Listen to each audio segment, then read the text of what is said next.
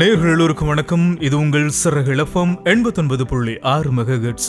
இந்த தினம் ஒரு மிக முக்கியமான நாளாக இன்றைய நாளானது இருக்கிறது. இன்றைய நாள்ல ஒரு சிறப்பு நிகழ்ச்சியில உங்களை சந்திப்பதில் மிக்க மகிழ்ச்சி. உலகளவுல இந்தியாவை மிக பெரும் நாடாக தூக்கி நிறுத்துவதில் பல்வேறு குறியீடுகள் குறிக்கப்படுகிறது. இந்தியாவினுடைய செல்வ செழிப்புகள் மிகப்பெரிய அளவுல உலக அளவுல பேசப்படுகிறது. பாரம்பரியம் பேசப்படுகிறது, பொருளாதாரம் பேசப்படுகிறது, அறிவியல் பேசப்படுகிறது, செல்வ நிலைகள் பேசப்படுகிறது, ஆற்றல்கள் பற்றி பேசப்படுகிறது. இவை எல்லாவற்றிலும் மிகப்பெரிய முக்கிய பங்கு வகிக்கிறது எது அப்படின்னு பார்த்தோம்னா அதுல இளைஞர்களுடைய தன்மை மிகப்பெரிய அளவுல இருக்கிறது. இந்தியா உலக அளவுல பார்த்தோம் அப்படின்னா மக்கள் தொகையில மிகப்பெரிய நாடாக இருக்கிறது அப்படின்னு சொன்னாலும் கூட அதே வேளையில இளைஞர்களுடைய ஆற்றல் மிகப்பெரிய அளவுல இருப்பதும் இந்தியாவினுடைய மிகப்பெரிய வல்லமையாக உலக நாடுகள் பார்க்கறாங்க. சரி, இன்றைய தினம் ஏன் இதை பத்தி நம்ம பேசுறோம் இந்த சிறப்பு நிகழ்ச்சியில அப்படின்னா, இன்றைய தினம் ஆகஸ்ட் மாதம் 12ஆம் தேதி சர்வதேச இளையோர்கள் தினமாக இருக்கிறது. அதாவது இளைஞர்களுக்கான தினமாக இருக்கிறது. ஐநாவினுடைய அமைப்புல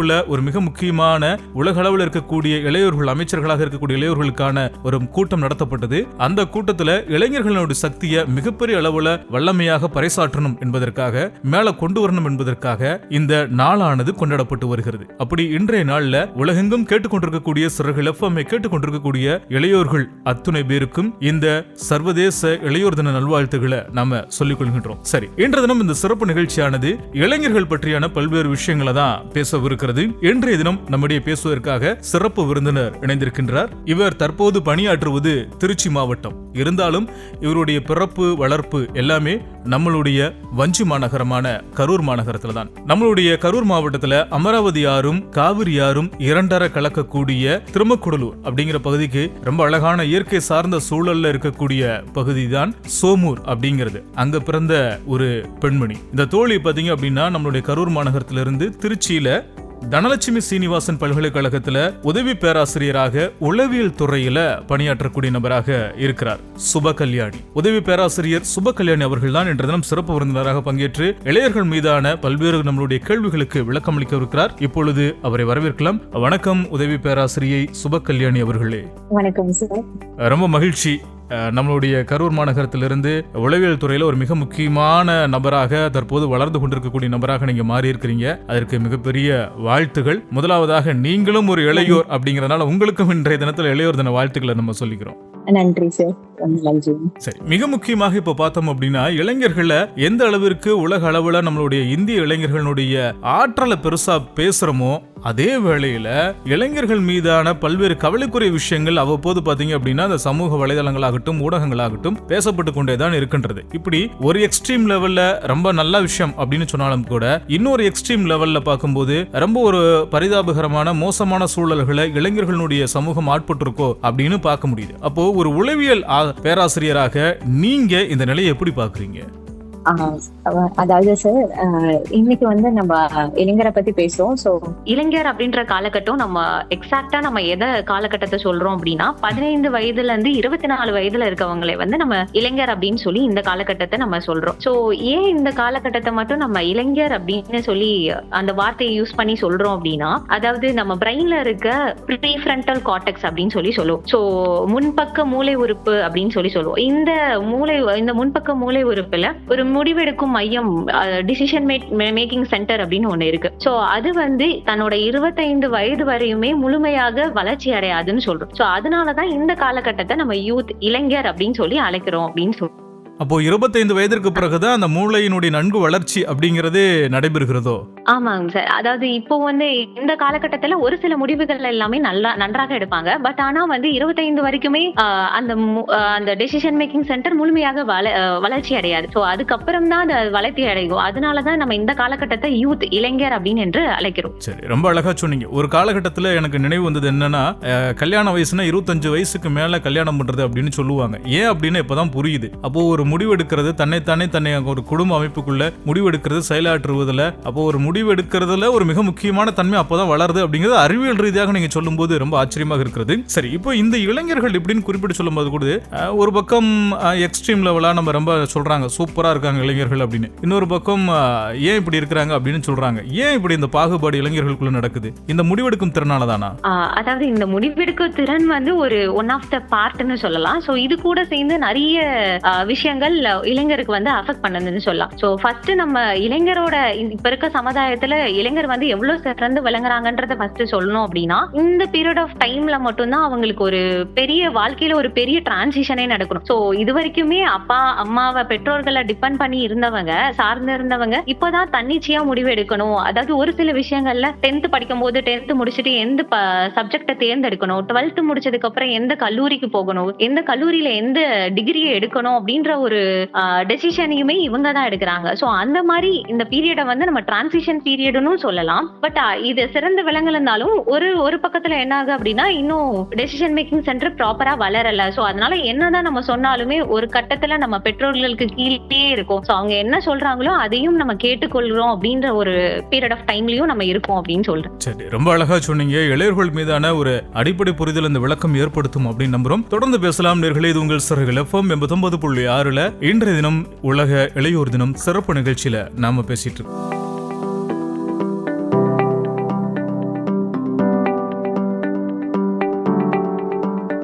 சிறகுல FM 89.6 மெகாஹெர்ட்ஸ்ல நாம கேட்டுட்டு இருக்கிறோம். சர்வதேச இளையோர் தினம் சிறப்பு நிகழ்ச்சியாக இன்றைய தினம் நிகழ்ச்சியில நம்ம கிட்ட பேசிட்டு இருக்காங்க திருச்சி தனலட்சுமி சீனிவாசன் பல்கலைக்கழகத்தினுடைய உளவியல் துறையினுடைய உதவி பேராசிரியர் சுப கல்யாணி அவர்கள். நம்ம தொடர்ந்து பேசக்கூடிய மிக முக்கியமான விஷயம் அடுத்த கட்டமாக என்ன அப்படின்னா, இளைஞர்களிடம் குறிப்பாக நீங்க குறிப்பிட்டு சொன்ன அந்த காலகட்டம், அந்த 12வது 10வது அதற்கு பிறகு இந்த கல்லூரியில சேரக்கூடிய காலகட்டம், இவைகள்லாம் பார்க்கும்போது தற்போது இருக்கக்கூடிய காலகட்டத்தில் மிக அதிக அளவுல தற்கொலைகள் நிறைய நடக்கதாக ஒரு புள்ளி விவரம் குறிப்பிட்டு சொல்றாங்க. இளையோர்கள் சக்தி மிகப்பெரிய சக்தி பாதுகாக்கணும் சொல்லப்படக்கூடிய வேளையில ஏன் இப்படி நடக்குது? இளைஞர்களுடைய மனசுல என்னதான் காரணம்? ஏன் இவ்வளவு விரக்தி ஏற்படுது? அல்லது ஏமாற்றத்தை தாங்கிக் கொள்ள முடியாத மனநிலை ஏற்படுது? என்னதான் பிரச்சனை அவங்க உளவியலுக்குள்ள? அதாவது இப்போ இந்த இளைஞர்களை வந்து நம்ம ரொம்ப அழகான வார்த்தையை யூஸ் பண்ணி நம்ம சொல்லலாம், டிஜிட்டல் ஃப்ளூயன்சி அப்படின்னு சொல்லுவோம். அதாவது நம்ம இதுக்கு முன்னாடி இருந்த காலகட்டத்துல பெருசா இந்த டிஜிட்டல் மீடியா, சோசியல் மீடியா இதெல்லாம் பெரிய அளவுக்கு வளர்ந்து வரல. பட் ஆனா இந்த யூத் ஜெனரேஷன்ல வந்து பிறந்ததுலயே இருந்தே அவங்க வந்து டிஜிட்டல் மீடியாலேயே வளர்ந்துருக்காங்க. சோ அப்படி இருக்கும்போது ஒரு பக்கத்துல பாத்தீங்க அப்படின்னா அந்த டிஜிட்டல் ஃப்ளூயன்சி இருக்கனால அவங்க எல்லா விஷயத்தையுமே ஒரே ஒரு சிங்கிள் மொபைல் போன்லயே யூஸ் பண்றாங்க. சோ முன்னாடியெல்லாம் வந்து ஒரு விஷயத்த நம்ம கத்துக்கணும் அப்படின்னா நேர்ல போய் கத்துக்கிறது, இல்ல தொலைதூர கல்வி மூலியமா நம்ம எல்லாமே கற்போம். பட் ஆனா இப்போ வந்துட்டு ஒரு சின்ன விஷயம் கத்துக்கணும்னாலுமே ஒரு 100 ரூபாய் பே பண்ணி யூடியூப்லயே பாத்துக்கலாம். சோ எல்லா விஷயத்தையுமே ரொம்ப அழகா இந்த சோசியல் மீடியா வந்து எக்ஸ்பிரஸ் பண்ணுது. சோ ஒரு சைடு இவ்ளோ பாசிட்டிவிட்டி டிஜிட்டல் ஃப்ளூயன்சி கொடுத்தாலுமே இன்னொரு சைடு என்ன பண்ணுது அப்படின்னா, இப்போ காலேஜ் ஸ்டூடெண்ட்ஸ் தான் ரொம்ப அதிகமா இந்த தற்கொலைகளுக்கு தள்ளப்படுறாங்க. சோ ஏன் அப்படின்னா நிறைய சோசியல் சேஞ்ச் வந்து அதிகமா இருக்கு அப்படின்னு சொல்லலாம். இப்போ ஒரு பையனோ பொண்ணோ தன்னோட முகத்தை வந்து ஃபேஸ்புக்லயோ இல்ல வாட்ஸ்அப்லயோ ஏதோ ஒரு இணையதளத்துல பதிவிடுறாங்க அப்படின்னா தன்னோட சொந்தமான முகத்தை வந்து அந்த இடத்துல பதிவிட மாட்டாங்க. சோ நிறைய எடிட்டிங் பண்றாங்க, நிறைய ஆப்ஸ் யூஸ் பண்ணி அதை பதிவிடுறாங்க. சோ அதுக்கு வர கமெண்ட்ஸ் எல்லாமே தன்னோட ரீலான ஒரு ஃபேஸுக்கு வந்து கிடைக்குது. சோ அவங்களுக்கு என்ன ஆகுது அப்படின்னா அந்த ரீலான ஃபேஸுக்கு உடைய கமெண்ட்ஸ் எல்லாமே அவங்க அக்செப்ட் பண்ணிக்கிறாங்க. பட் ஆனா நேர்ல வந்து யாரோ ஒருத்தர் எந்த ஜட்ஜ்மெண்ட் சொன்னாலுமே, யாரோ ஒரு விஷயம் ஒரு காம்ப்ளிமெண்ட் கொடுத்தாலுமே அதை ஏத்துக்கிற மனப்பான்மை வந்து அவங்களுக்கு ரொம்ப கம்மியா இருக்கு அப்படின்னு சொல்றோம். சோ இதனாலயுமே சுத்தி இருக்க பீர் குரூப்ஸ், அதாவது நண்பர்களின் கூட்டத்தினோட கிரிட்டிசிசம்னால நிறைய பேருக்கு வந்து நிறைய பிரச்சனைகள்ல தள்ளப்படுறாங்க. சோ அந்த தள்ளப்படுற பிரச்சனையில அவங்களுக்கு ஒரு செல்ஃப் கான்பிடன்ஸ் வந்து அந்த இடத்துல ரொம்ப கம்மியா இருக்கு, அவங்களால ஃபேஸ் பண்ண முடியல. சோ இதனாலேயே நிறைய தற்கொலைகளுக்கு வந்து இளைஞர்கள் வந்து தள்ளப்படுறாங்க அப்படின்றத என்னோட ஒப்பீனியனா நான் சொல்றேன். அப்போ மிகப்பெரிய அளவுல இளைஞர்கள் இந்த கற்பனை உலகத்துக்குள்ள வாழ்றத ரொம்ப பிடிச்சமா நினைச்சு வாழ்றாங்களோ?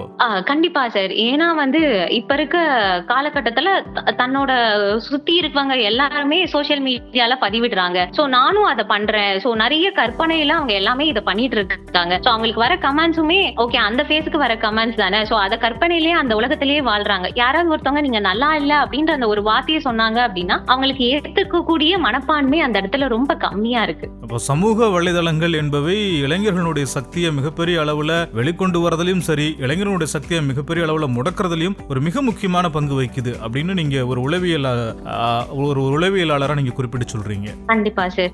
அதே சமயம் இப்போ சமூக மாற்றத்திற்கான தீர்வு எங்க இருக்கு அப்படின்னா இந்த இளைஞரோட சோசியல் மீடியா தீர்வுல தான் இருக்கு. முன்னாடியெல்லாம் நமக்கு ஒருத்தவங்களுக்கு அடிபட்டுருச்சு அப்படின்னா நம்ம வந்து ஒருத்தர் ஒருத்தர்கிட்ட நேர்ல போய் உதவி கேட்போம். ஆனா இப்ப இருக்க இளைஞர்கள் வந்து அதை ஒரு போஸ்ட் எடுத்து சோசியல் மீடியா தளத்துல பதிவிட்டாங்க அப்படின்னா நிறைய பேர் வந்து ஹெல்ப் பண்றதுக்கு முன் வராங்க. ஆனா இதே சமயம் இவ்வளவு வளர்ந்து கொண்டிருக்க இந்த சோசியல் மீடியால ஒரு கட்டத்துல என்ன ஆகுது அப்படின்னா அதுல பேசப்படுற கமெண்ட்ஸோ அதுக்கு போடுற லைக்ஸோ அதை பேஸ் பண்ணி ஒருத்தவங்களோட வாழ்க்கை வந்து அந்த இடத்துல அப்படியே தள்ளப்படுது அப்படின்னு சொல்றோம். சரி, ரொம்ப ஒரு மிக முக்கியமான விஷயம் சமூகத்தில் இருக்கக்கூடிய குறிப்பாக இளைஞர்களிடம் இருக்கக்கூடிய விஷயம் குறித்து நம்ம பேசியிருக்கிறோம். தொடர்ந்து பேசலாம் நேர்களே. இது உங்கள் சரகுல FM 89.6 megahertz.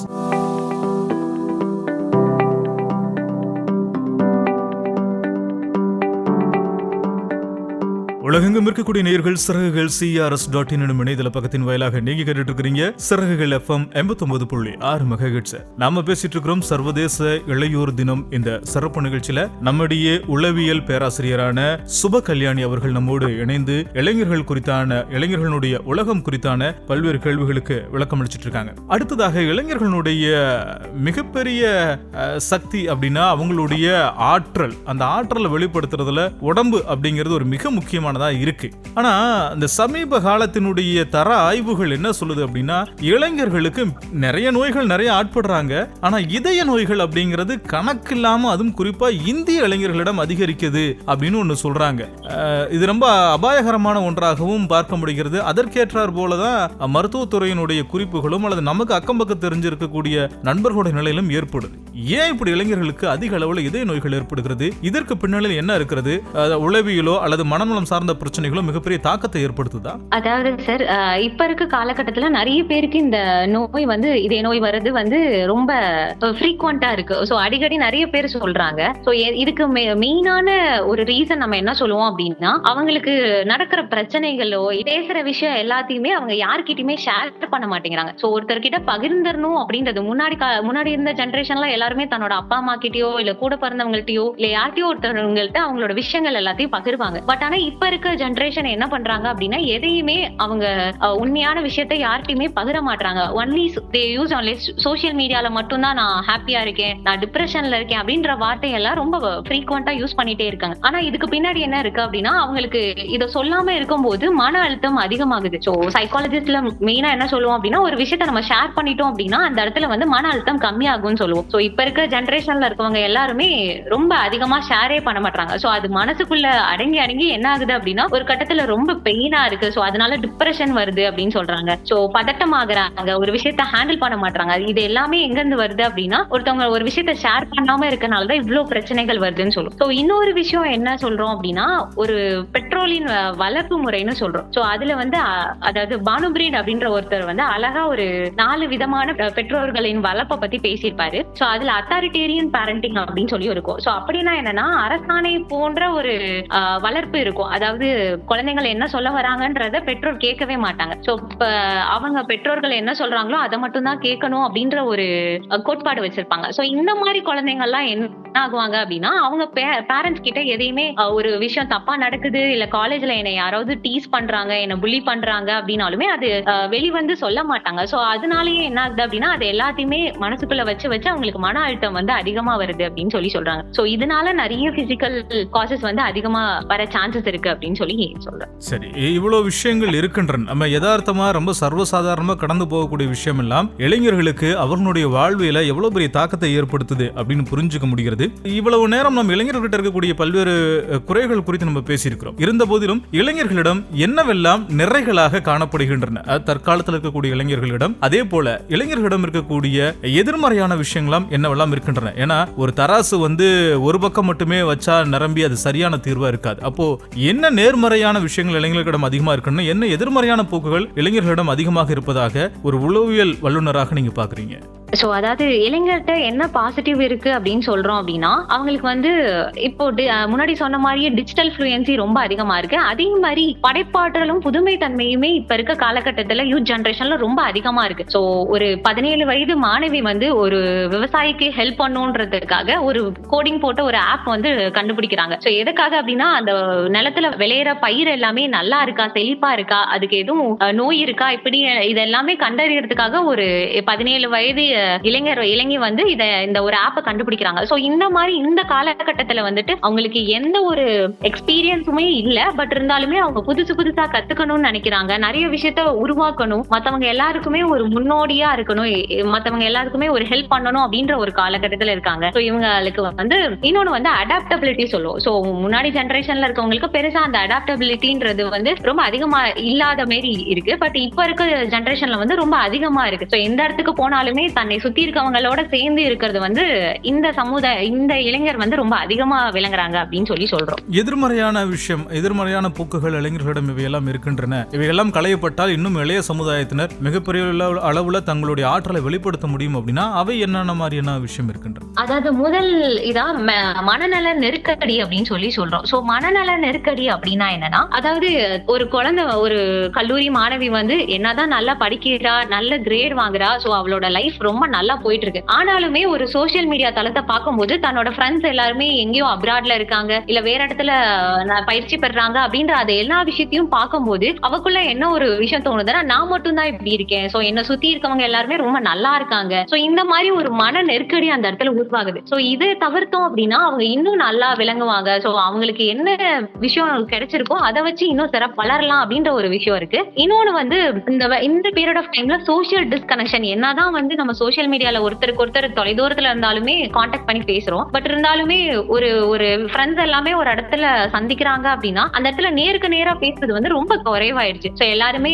Mobile phones use பண்ணி அதுல இன்ஸ்டாகிராம் தளத்துல பதிவை மாத்தி ஷேர் செஞ்சுக்கிறது, சோ இந்த மாதிரி கமெண்ட் பாஸ் பண்ணிக்கிறது, இதுதான் ரொம்ப அதிகமா இருக்கும் இல்லையோ. நேர்ல ஒரு முகம் பார்த்து பேசுறதா இருக்கட்டும், ஒரு எமோஷனல் பாண்ட் வந்து அந்த இடத்துல கம்மியா இருக்கு. சோ இது எல்லாமே அதிகமா இருந்துச்சு அப்படின்னா இளைஞரோட இன்னும் நல்லா சிறப்பா வளர்ந்து வருவாங்க அப்படின்றது என்னோட ஒப்பீனியன். ரொம்ப அழகா சொன்னீங்க. இளைஞர்கள் அப்படிங்கிறது ஒரு தனித்தனியாக இருக்கக்கூடிய நியூக்ளியர் அணுசக்தி போன்றவர்கள். இவர்களை இணைத்தாலும் சரி அல்லது இவர்களை பிரித்தாலும் சரி மிகப்பெரிய அளவுல ஆற்றல் என்பது வெளிப்படத்தான் செய்யும். அதை மிகச்சரியாக கையாளக்கூடிய முறையாக நம்ம கையாண்டோம் அப்படின்னா அது மிகப்பெரிய அளவுல ஒரு நாட்டிற்கு, இந்த சமூகத்திற்கு நன்மை பயக்கத்தான் செய்யும். தொடர்ந்து பேசலாம் நேயர்களே. இது உங்கள் சிறகுகள் FM 89.6 மெகாஹெர்ட்ஸ்.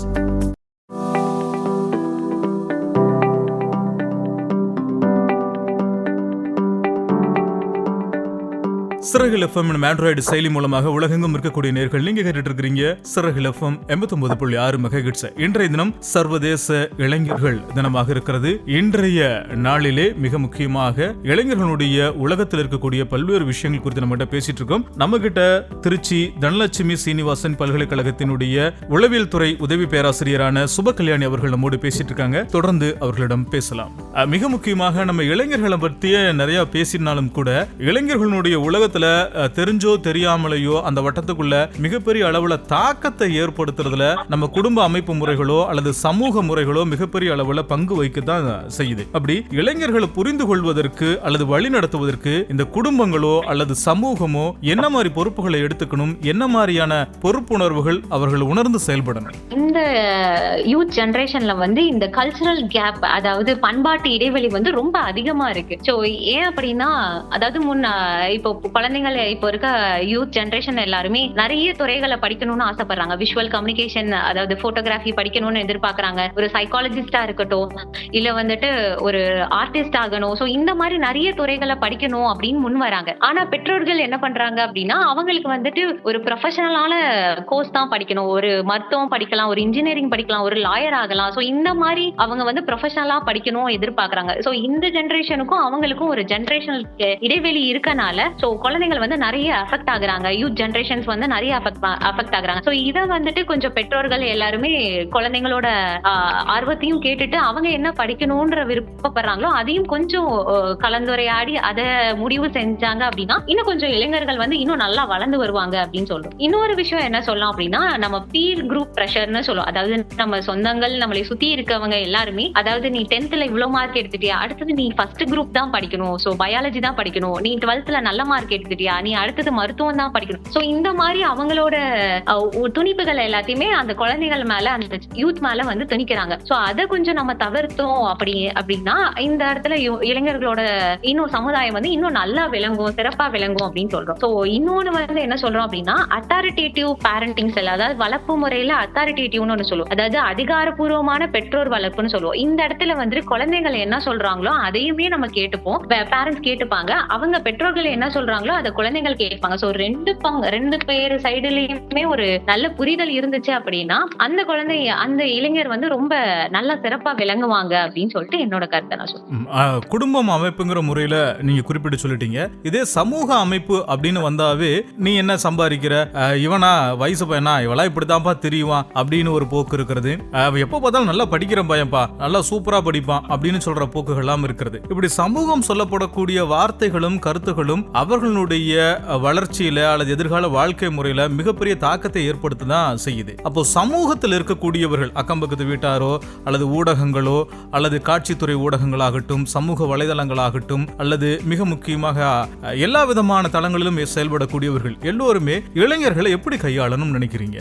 அதாவது இளைஞர்களை வந்து நம்ம சமூகத்துல இருக்கவங்க எல்லாருமே ஒரு கோட்பாடு வச்சிருப்பாங்க. சோ இளைஞரா இப்படிதான் இருக்கணும், சோ இதுக்கப்புறம் நீ இவ்வளவு பேசக்கூடாது, சோ இதெல்லாம் பண்ணக்கூடாதுன்னு ஒரு கோட்பாடு இருக்கும். சோ அந்த கோட்பாடு எல்லாமே கம்ப்ளீட்டா அது எல்லாத்தையுமே நான் தப்புன்னு சொல்ல முடியாது. சோ அந்த கோட்பாடு எல்லாம் இருந்தாதான் ஒருத்தர் வந்து நல்லா வளர்ச்சி அடைய முடியும். சோ ஒழுக்கங்கள் கரெக்டா இருக்கணும், சோ அவன் என்ன படிக்கணும். சோ ஒரு சில இடத்துல இளைஞர்கள் வந்து தப்பு செஞ்சாலும் அதை திருத்தறதுக்கு கண்டிப்பா சமுதாயம் வந்து நிற்கும். சோ அந்த சமுதாயம் எல்லா விஷயத்திலயுமே குறை சொல்லாமல் ஒரு சில இடங்கள்ல அந்த இளைஞர் என்ன சொல்ல வராரு அவரோட மனதை புரிஞ்சுக்கிட்டு நடந்தோம் அப்படின்னா இந்த சமுதாயமும் நல்லா இருக்கும், அந்த இளைஞர்களும் அவங்களுக்கு ஏத்த மாதிரி நடப்பாங்க அப்படின்னு சொல்லி நான் சொல்றேன். இப்ப இருக்க காலகட்டத்துல நான் ஒரு ரீசெண்டா ஒரு ரிசர்ச் ஸ்டடி வந்து நான் பண்ணேன். சோ எதை பத்தி அப்படின்னா, அதாவது சோசியல் மீடியா எவ்வளவு யூஸ் பண்றாங்களோ அதுக்கு அதனால வந்துட்டு ஒரு யங்ஸ்டர்ஸோட கம்பாரிசன், சோசியல் கம்பாரிசன் ஹேபிட்ஸ் எப்படி இருக்கு, சமூக ஒப்பீடு எப்படி இருக்கு, அவங்களோட உடல் தோற்ற பற்றின ஒரு பார்வை எப்படி இருக்கு அப்படின்ற ஒரு ரிசர்ச் ஸ்டடி நான் பண்ணேன். சோ அதுல இருந்து என்ன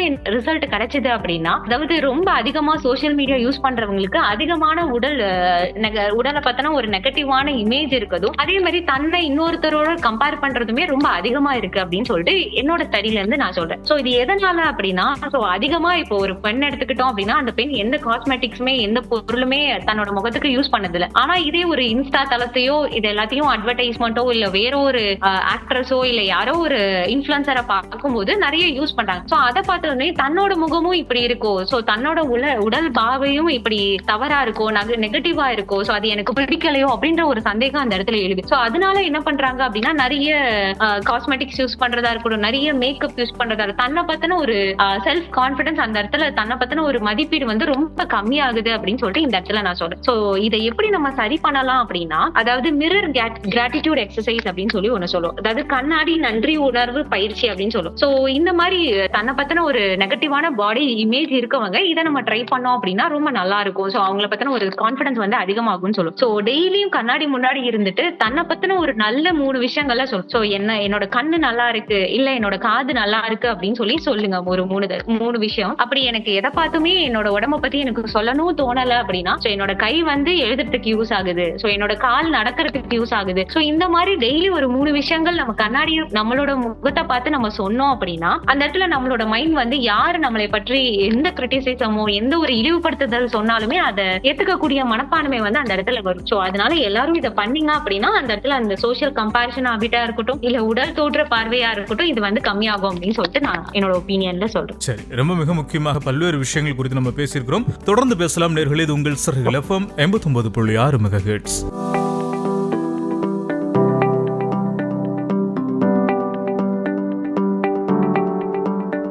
சிறகுகள் எஃப்எம் 89.6 நாம கேட்டுட்டு இருக்கிறோம். இன்றைய தினம் இந்த சிறப்பு நிகழ்ச்சியானது வலம் வந்து கொண்டிருக்கிறது. சர்வதேச இளையோர் தினமான இன்றைய நாளில் இளையோர்களினுடைய உலகம் குறித்தான பல்வேறு விளக்கங்களை நாம பெற்றுட்டு இருக்கிறோம். சிறப்பு விருந்தினராக உளவியல் துறை பேராசிரியை திருச்சி தனலட்சுமி சீனிவாசன் பல்கலைக்கழகத்தினுடைய உளவியல் துறை உதவி பேராசிரியையான சுபகல்யாணி அவர்களோடு நாம பேசிட்டு இருக்கிறோம். மிக முக்கியமாக சொல்லணும் அப்படின்னா, இன்றைய காலகட்டத்தில் இளைஞர்கள் கிட்ட கவனச்சிதறல் ரொம்ப அதிகமாக இருக்கோ அப்படின்னு நினைக்க தோன்றுகிறது.